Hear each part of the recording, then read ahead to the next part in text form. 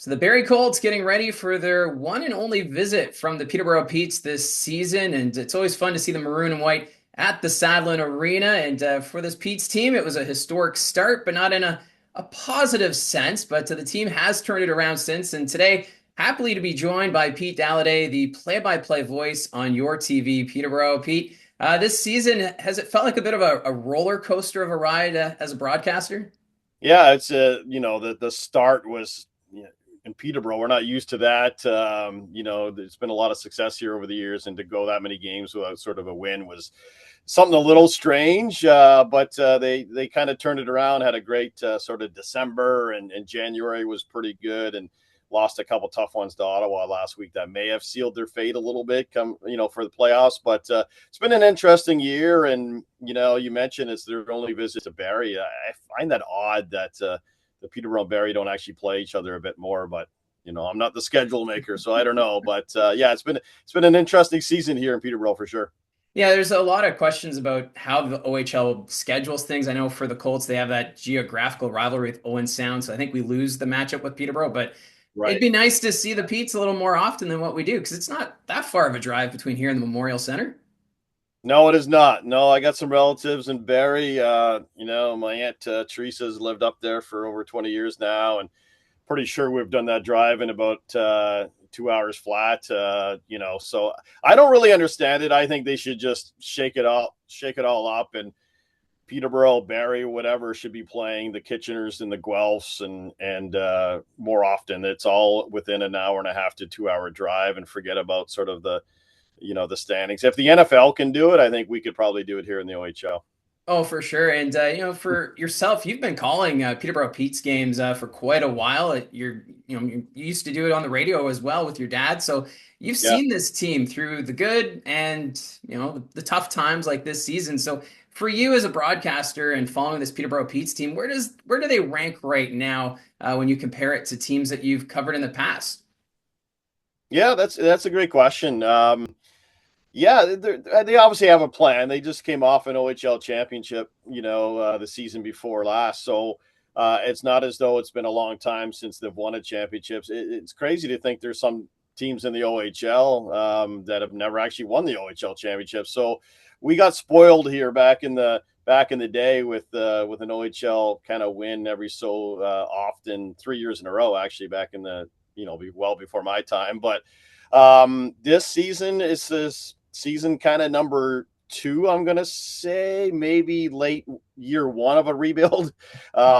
Next year they're gonna be, I think, a lot better, and then I think they're really shooting for the year after that when the Colin Fitzgerald's their first round pick from this year will be kind of in his third season, and a bunch of other sort of 2007 2008 born players are going to be really peaking. So you know what the crazy part is, and maybe it's not crazy, but they just had their 16th sellout on Monday on Family Day. So for a last place team, off the ice, they're doing very well, and I think fans know because they just went to the Memorial Cup 2 years ago. They understand. They're knowledgeable. I think here in Peterborough, as they are in Barrie, they know it's a cycle, and they're going to have to be patient, and looking at maybe 2 years down the road where they're looking for another OHL championship. And that's just the thing with Peterborough is that the community element is just something else, and just the passion of the maroon and white. You must be it must make it pretty exciting when you know that you've got the fan support. This team has the back of the community, and it's got to be the tradition really that keeps this team going forward. Think it's a combination of the tradition. It's a neat mix here. We do, and Peterborough was kind of knocked for years, like, oh, your fan base is on the older side, and yeah, they are, because some of them have been around since 1956. Like, literally, there are still original season ticket holders from when the Pete's franchise started here. They're well into their 80s, some of these people now, but then you've mixed this younger crowd in. The Pete's have done a great job of bringing in that team 2 years ago that featured, Owen Beck and all those stars, J.R. Avon and Chase Stillman and all these guys really brought in a younger generation of fans. And I don't know if that's social media, whether that's sort of the Instagram effect or Facebook or whatever the case may be.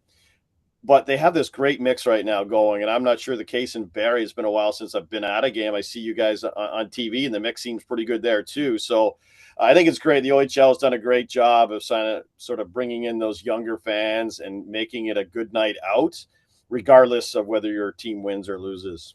And I think really because the OHL, they just posted that they're seeing record highs in attendance across the Ontario Hockey League. And you almost have to wonder if it's because the fans are being more, involved through social media or even just becoming more knowledgeable about how junior hockey works. You have those championship runs, but then you're going to have those lean years, kind of like what you're seeing with Peterborough. But this is a time when, as a fan, you get to be a part of that growth and seeing a team turn it around. And you're seeing the players like Fitzgerald, who seems to be really embracing his role with this team. Yeah, Colin Fitzgerald has been playing really well. He got hurt last week, unfortunately, and I'm not sure you'll see him Saturday night. But yeah, they've got around him for sure. He's a local product, and I think it's a combination. Going back to your point, like you got the social media, which I think the OHL does a really good job of. Some teams do it better than others, but for the most part, I think all 20 teams are on board, and the content is really good. And the in-game experience now, like again, it's been a couple of years since I've been around the whole OHL loop doing road games, but there was a time where I could count on one hand how many teams had a video board. Like Ottawa was probably one of the first because they were a former NHL sort of facility, and there was a couple others, London. But now I think probably everyone's got a video board, and it's more engaging for the younger fans, and they can there's so many things happening. So even if your team's not maybe in first place or in a playoff spot, as in the case in Peterborough, it's just a fun night out. And it, you can see future NHL stars, as for $18-20. Where else can you do that? Right. So it's great value.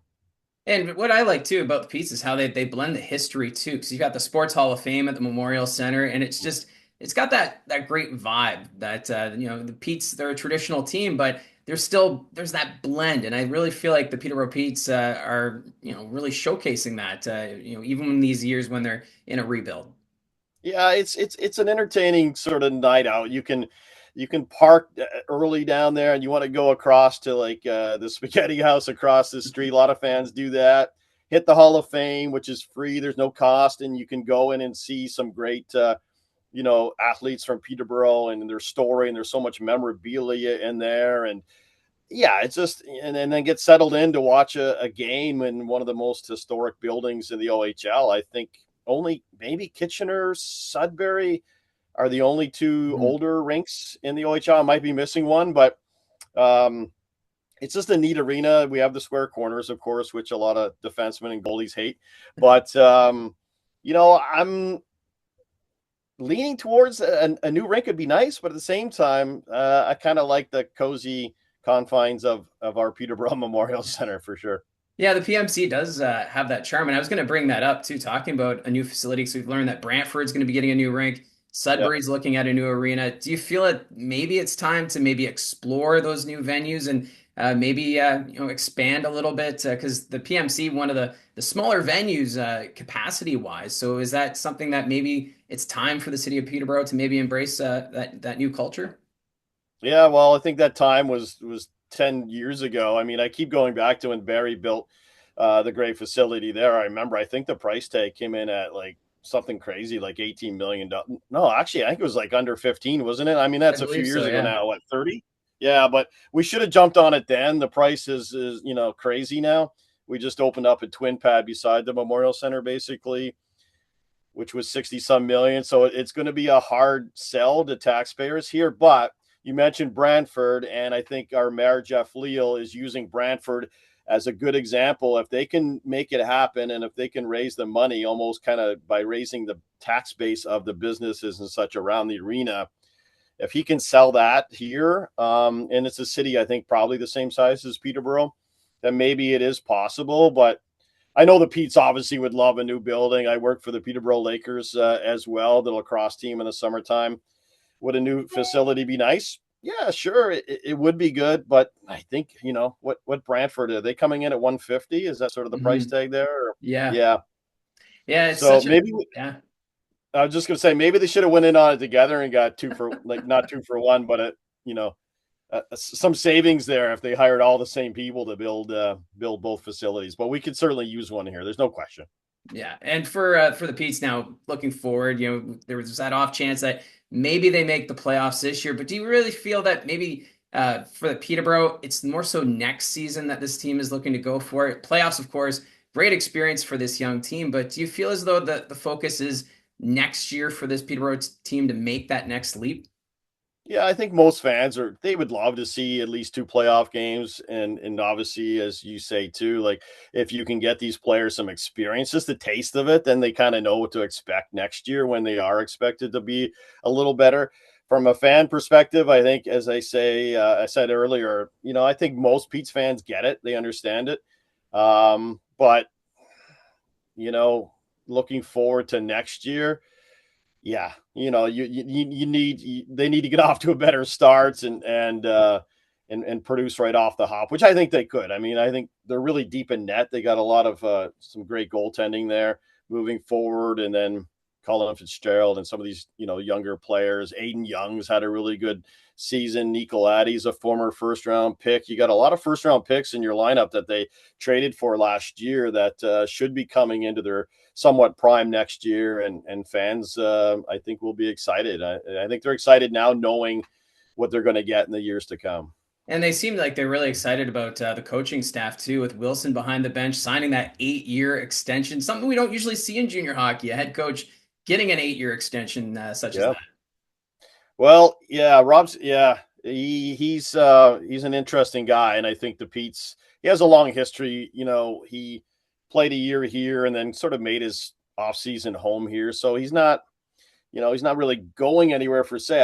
I still think a pro team should take a shot at Rob Wilson, even if it's a sort of an assistant coach role. But I think they're just really comfortable with Rob and his assistants, Andrew Werner and Patrick O'Connor, and they just have a really tight knit group there. And he's laid his roots here, so it just made sense for him, and I think it made sense. The stability, it's a tough gig being a junior hockey coach. So if you can get a guy like Rob and you can sort of line him up for that long, it's unheard of. You're right. That's a long contract for a junior hockey coach. But I imagine maybe there's a few options to opt out on both sides if need be. But yeah, he's done a good job here. He's patient. He's he's good with the kids, but he's also like demands a hardworking team. Like he's physically he's a big guy and he has that sort of bark when he needs to, but at the end of the day, Rob's got a big heart and he's really good with the teenagers and where they're at in their lives because he's been there. Mm-hmm. And it just seems as though he's created this culture really since that run to the Memorial Cup 2 years ago. It's just that the Peterborough organization just seems to have taken a different kind of shift, and we're seeing the benefits of it after that championship run.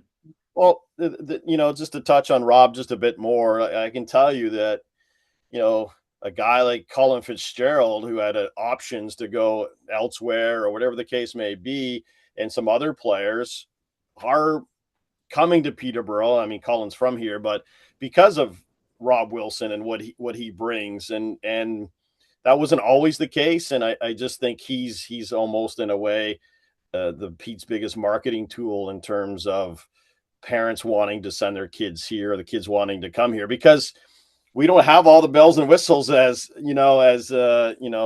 some of the other arenas. And that's a big thing nowadays. So players look at it and parents look at it and they'll go, oh, do I want my kid really going there? But that doesn't seem to be, a problem anymore because the Pete's, Mike Oak and everyone, steps up, and Rob Wilson, it makes up a little bit for the lack of facilities that we may not have here physically. Well, I always say it's a better league when you've got the traditional markets like Peterborough when they're competitive. So hopefully we'll see a turnaround going into next season, and we won't have a historic start like we saw this year.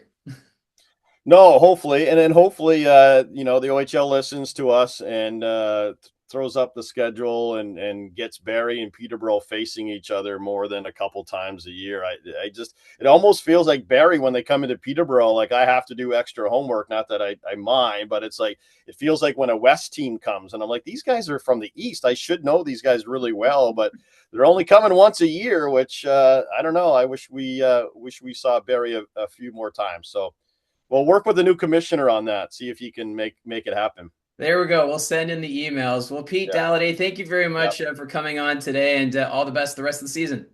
All right. Thanks for having me. Appreciate it.